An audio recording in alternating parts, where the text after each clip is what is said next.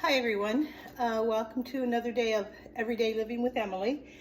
I'm not feeling great today. I've got a headache and just feel yucky, but I've decided that I want to make a small batch of homemade tomato soup because I've got these few tomatoes here that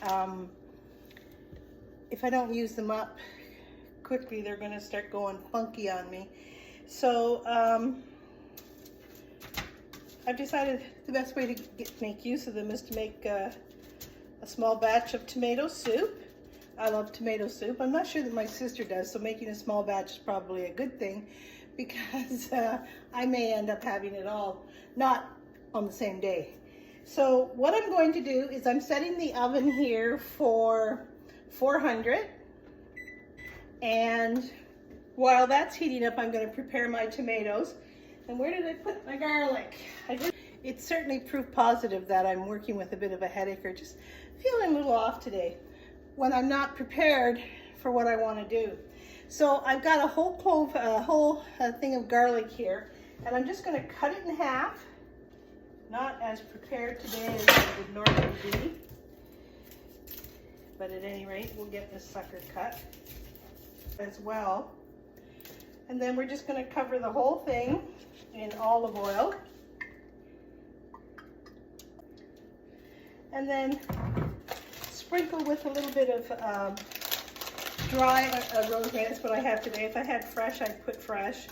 Just a little bit of rosemary for flavoring, and some dried basil leaves.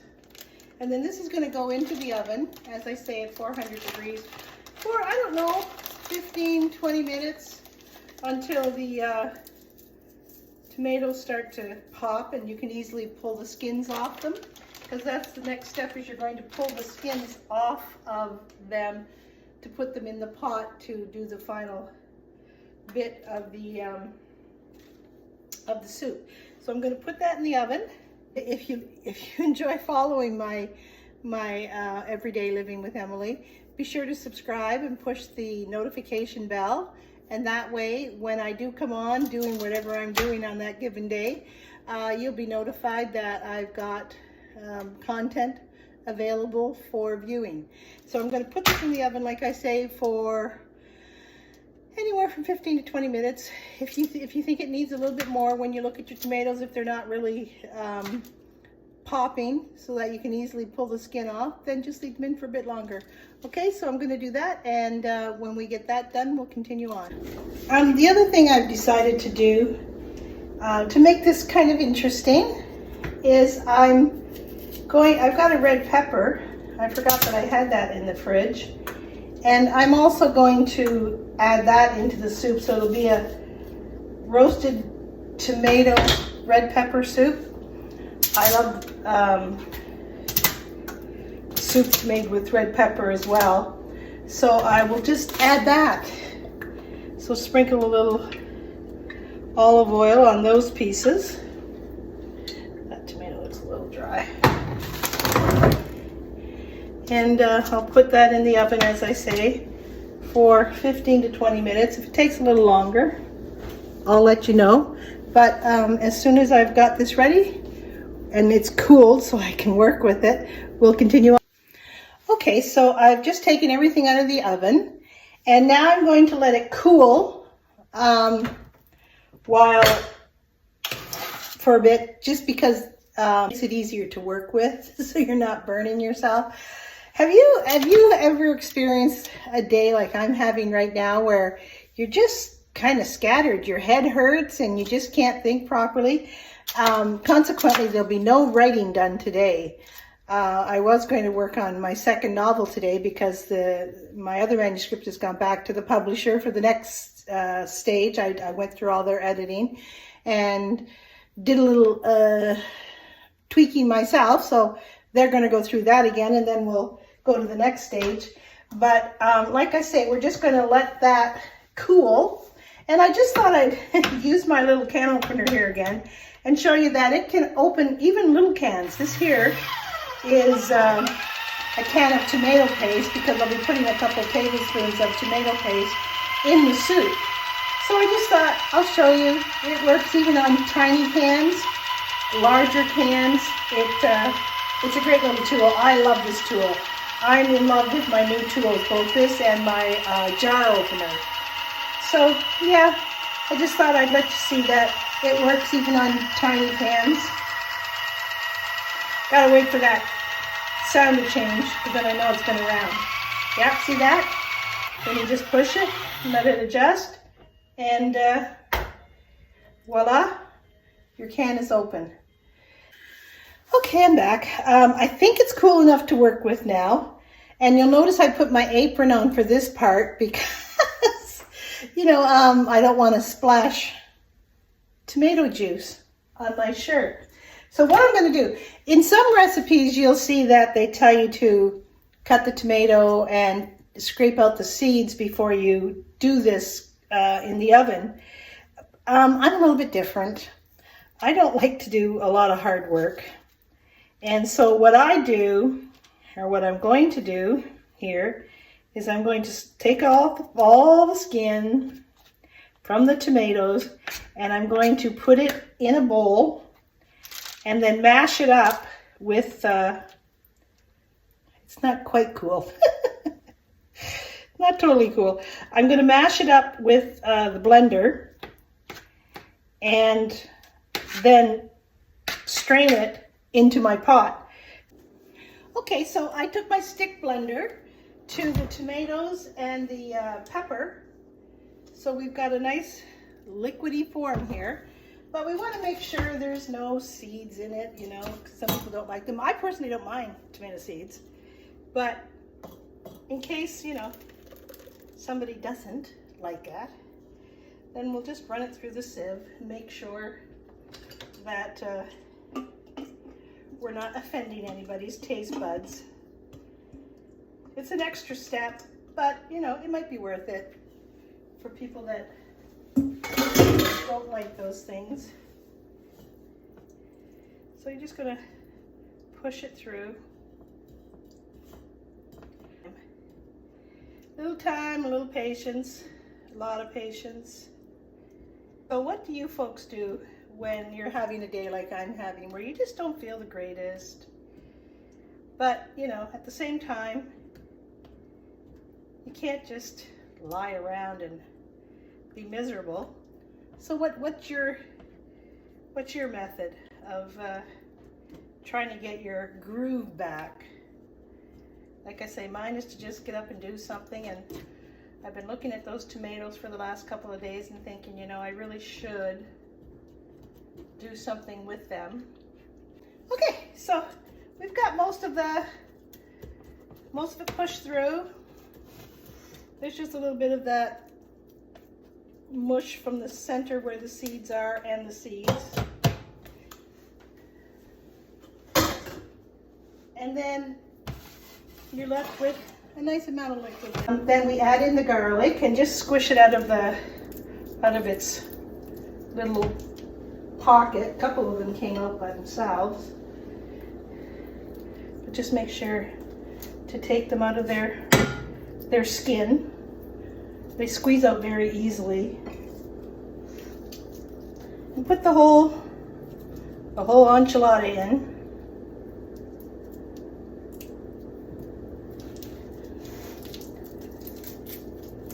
I love garlic. I use it a lot in my cooking.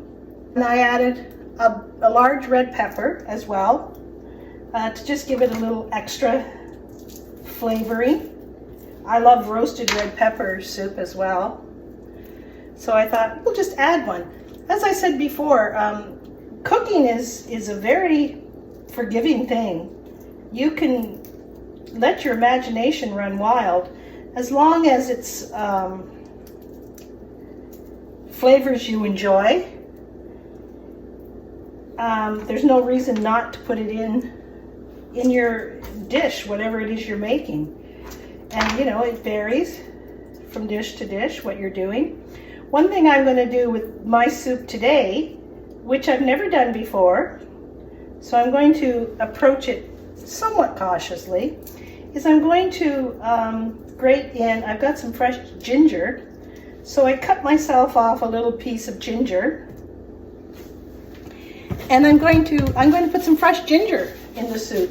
So I've got my planer to grate the ginger, and I've got, you know, a little piece here, and I'm going to grate some of that in there.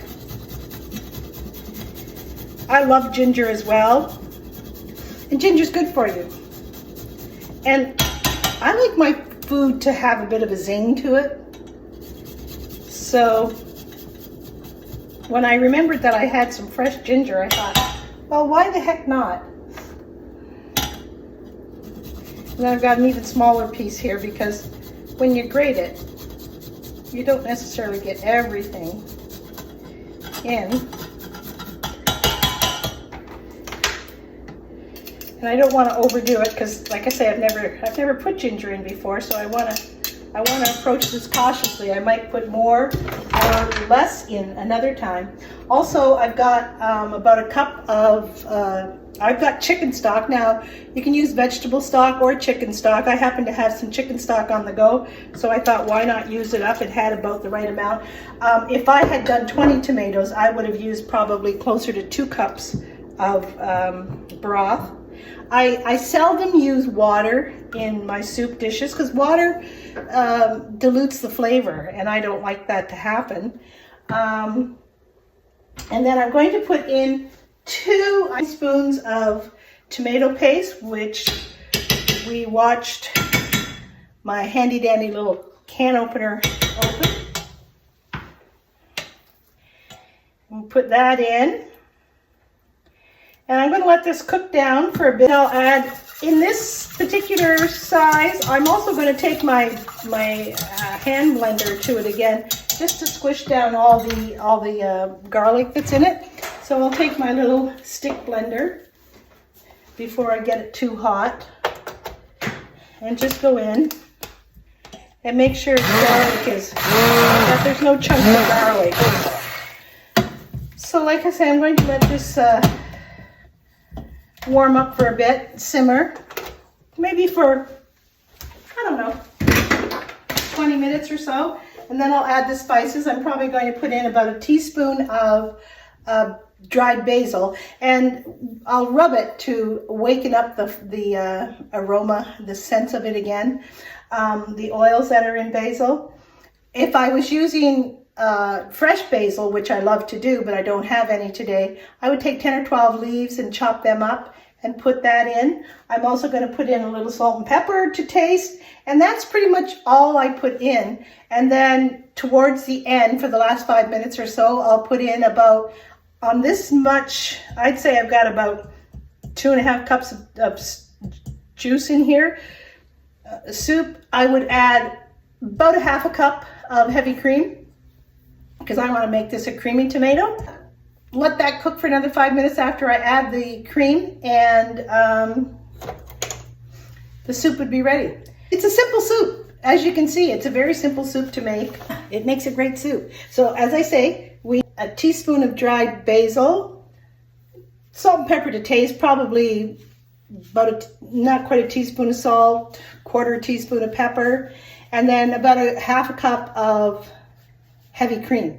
So before I put the cream in, I will test it after the spices are in it, or the spices and herbs are in it, just to see, because every good cook should test their food to make sure it has the right level of flavoring in it. So you want to always do that.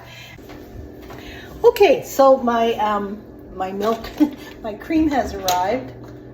So I'm going to put the soup back on. I had simmered it for about 15 minutes. Let me tell you, it tastes really good. That ginger just gives it a nice little snap. I really like it. I think I'll do that every time from now on. Now I just got to get this milk open.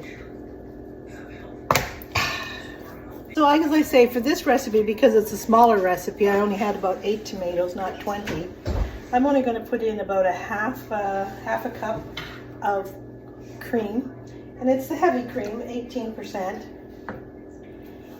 And I'm just going to warm that through, and dinner's ready. And I gotta tell you, I took a little sip of it. Like I say, the only flavoring I put in besides the little salt and pepper and the garlic that was already in there is about a teaspoon of basil, dried basil, and I rubbed it before I put it in to wake up the flavors. If it had been fresh basil, which I prefer, I would have used, like I say, 10 or 12 leaves chopped up finely and put in there, but it tastes really good. So I encourage you to try this recipe, especially if you like tomato soup. Serve that with a little interesting bread. I don't have any crusty bread today, but I do have some flavored flat bread, which is really good. And I think I'll have that with the soup tonight for dinner. I was going to make some spaghetti, but as I mentioned earlier, I wasn't feeling the greatest today, so I'm going to go with soup and some yummy flatbread for dinner.